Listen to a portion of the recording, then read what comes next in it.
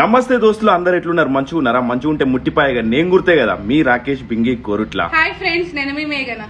దోస్తులు, మీరేమన్నా సమస్య గురించి బాధపడుతురా? అస్సలు బాధపడకూడదు. ఎందుకంటే సమస్యలు అనేటివి కామన్, ప్రతి ఒక్కళ్ళకు ఉంటాయి. మా లైఫ్లో కూడా అట్లనే చాలా సమస్యలు ఎదుర్కొన్నాము.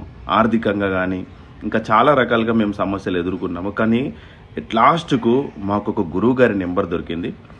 గురువు గారికి ఒక్కసారి ఫోన్ చేసినాము. మా సమస్య ఏంది, మా సమస్యకు పరిష్కారం ఏంటిది క్లియర్గా చెప్పారు. మీరు కూడా ఎక్కడన్నా జ్యోతిష్కం చూయించుకున్నారా?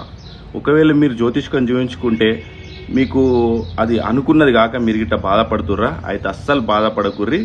నేను చెప్పే స్వామీజీ దగ్గర ఒక్కసారి ట్రై చేయండి. నేను స్క్రీన్ మీద నెంబర్ కూడా ఇస్తున్నా స్వామి గారిది.